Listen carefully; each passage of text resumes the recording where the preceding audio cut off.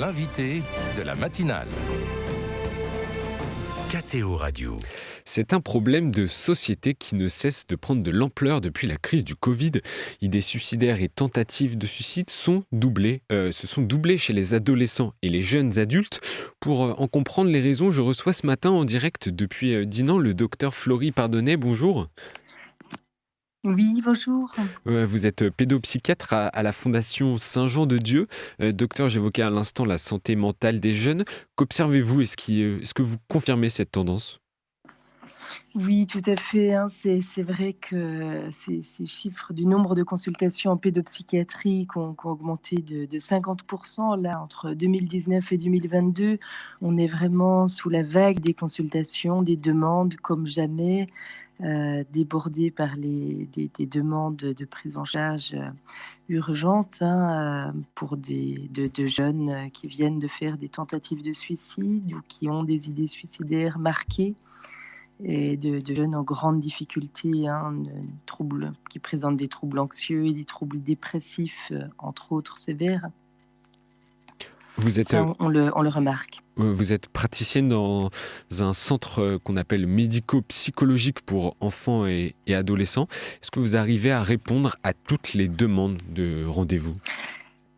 Alors, on aimerait dire que oui, mais c'est pas du tout le cas. Je dirais qu'on est au maximum de nos possibilités, de nos capacités, en essayant un peu au quotidien de réorganiser les demandes, de trier les urgences, et les mettre en lien avec nos capacités. Mais malheureusement, de nombreuses demandes de jeunes ne peuvent pas être traités. Ils sont sur liste d'attente pour beaucoup, mais voilà, on fait au mieux. Et la liste d'attente peut s'étaler sur combien de mois ? On a l'impression que vous parlez d'une situation d'urgence, là, de crise. Oui, la liste d'attente, hein, moi, je dirais que chaque semaine, je vois cette liste d'attente augmenter. On se réunit régulièrement, on réorganise les choses, fréquemment pour rester disponible, hein, pour les urgences, avec le plus de réactivité possible. Mais c'est malgré tout, une liste d'attente de plusieurs mois, Ah oui. de parfois 6 mois, pour accéder à une première consultation, et parfois beaucoup moins. Aller consulter un médecin, demander de l'aide, c'est une démarche qui demande parfois beaucoup d'efforts à un jeune et à ses parents. Comment savoir si c'est nécessaire ? Alors, la notion de l'urgence est en effet très, très difficile à évaluer, puisqu'elle s'inscrit dans ce cadre familial spécifique, et parfois une famille qui présente les choses comme une vraie urgence, médicalement parlant, peut ne pas nous paraître du tout comme une situation urgente, mais parfois une situation moins urgente peut déborder de stress, d'anxiété les parents, à tel point que malgré tout, elle le devient. Donc c'est essentiel de considérer toute la dynamique familiale, et oui, de façon beaucoup plus complexe. Beaucoup de données viennent confirmer le mal-être, en plus de votre témoignage des jeunes depuis le Covid-19. Quelles en sont les raisons ? Comment l'expliquez-vous ? Alors, on peut, J'imagine qu'il y on peut a... lier différentes Oui. choses, hein. C'est en effet, c'est complexe. Je dirais que à la fois un mélange de la situation internationale qui inquiète, mais également, hein, des difficultés environnementales, avec le réchauffement climatique, et également des difficultés économiques qui arrivent de façon beaucoup plus amplifiée, et qui précarisent énormément les équilibres économiques et sociaux, qui impactent fortement les familles également, et qui remodèle un peu quelque chose qui nous guide en psychiatrie, ce qu'on appelle la pyramide des besoins. Hem, c'est en tout cas, ce qui nivelle un peu, ce qui priorise les choses. La Disons que quand on n'est pas disponible, au niveau de la précarité socio-économique, on ne peut pas, être disponible, par exemple pour se mettre en lien avec, d'autres choses plus spirituelles ou oui, il y qui a sont moins vraiment c'est vitales dans vraiment la par vie. échafaudage. Oui, oui. Oui, en effet, bah, les besoins, de survie et de sécurité, avant tout et et et ensuite, hein, seulement quand ces besoins sont respectés, sont bien établis, on peut être dans une inscription beaucoup plus large à des systèmes d'appartenance, que ça soit la famille, les amis, des systèmes de croyances. Mais c'est des choses, qui sont plus tellement accessibles, hein, quand, les besoins de sécurité de base, sont impactés par la précarité socio-financière, par exemple. Est-ce que la situation justement des parents, comme vous le dites, liée à un contexte économique compliqué, à certains, la proximité de la guerre, vous l'avez dit également, est-ce que cela fragilise les valeurs de la famille et est-ce que ça a un impact sur la santé des jeunes? Oui, ça a un impact, très, très clair en effet, bah, quand les parents sont beaucoup moins disponibles psychiquement, hein, pour toutes ces raisons, ils sont beaucoup moins en mesure de soutenir les jeunes, de soutenir l'estime en soi des jeunes, de soutenir en effet, des activités aussi à faire ensemble qui va les aider et les soutenir dans leur santé psychique et oui, c'est très, très net. Et quid des écrans? Est-ce que les écrans n'enferment pas encore plus également les jeunes, les adolescents dans leur mal-être? Oui, j'aurais en effet pu citer cette cause-là également, post-Covid. Les écrans, comme vous le savez, ont été démultipliés et ce qui a fait émerger aussi ou révéler, ou amplifier de nombreux troubles, psychiques aussi. Là, on est, moi, la semaine, il y a 2 jours encore, hein, je rencontrais un jeune, déscolarisé, et en faisant un peu le point sur son temps d'écran, il me disait, être à 12 heures par jour d'écran. Ah oui. Sa mère me faisait signe à côté de lui que pour elle, c'était plutôt du 15 à 16 heures par jour. Mais en tout cas, petits et grands, on peut vraiment, hein, de notre expérience de pédopsychiatre, voir que ce temps a été démultiplié, ce qui impacte de nombreux autres domaines, hein. Oui.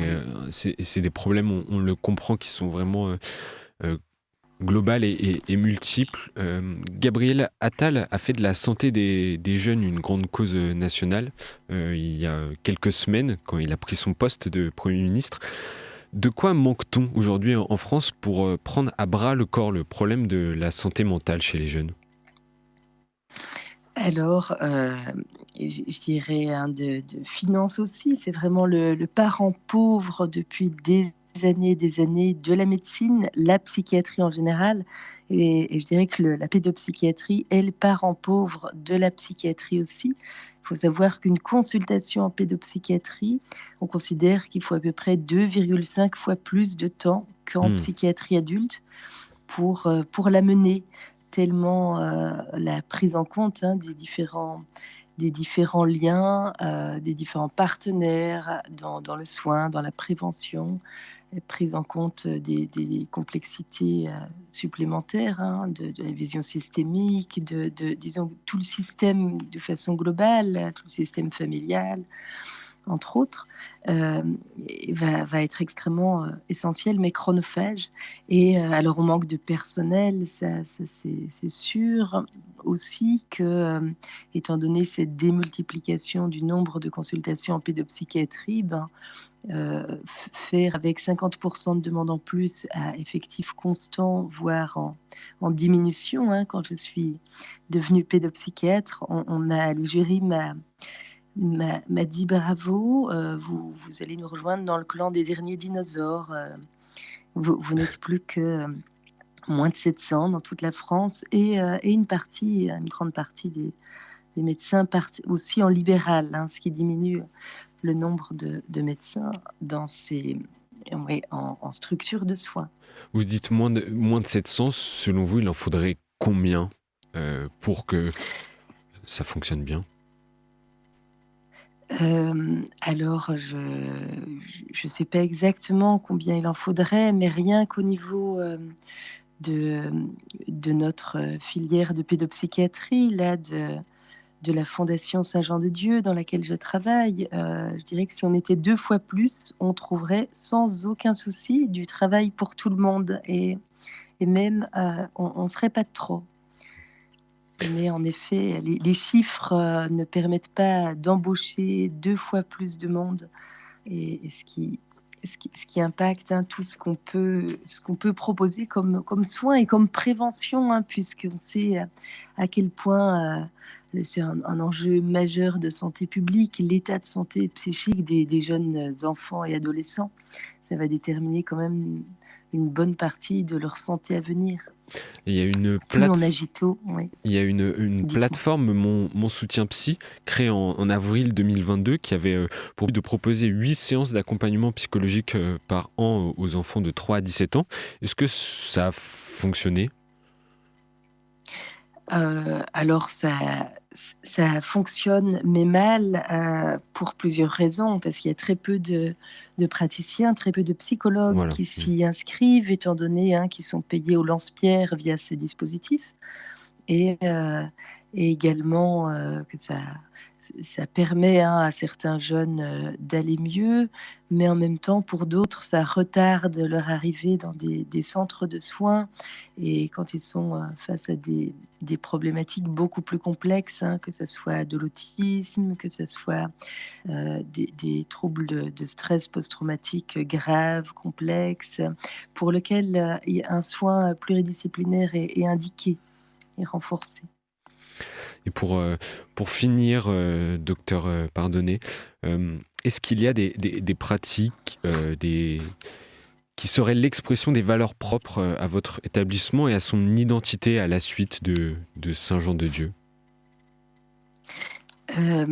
Alors, en tout cas, je dirais que dès le recrutement, hein, c'est vraiment des valeurs affichées, même dans la fiche de poste de toute personne de la fondation, hein, ces valeurs de respect, ces valeurs, hein, d'accompagner les patients, petits et grands, dans la recherche du sens, le cheminement autour du sens de leur vie, pour les plus grands aussi, hein, questionnement autour de la mort. Mais en tout cas, si, c'est sûr, je pense que c'est le cas, dans la mesure où, peut-être plus que d'autres établissements hospitaliers, on nous propose de se centrer aussi sur ce qui aide, hein. Comme là, on a un chien thérapeutique, par exemple, qui s'appelle Oups. C'est un des premiers centres hospitaliers qui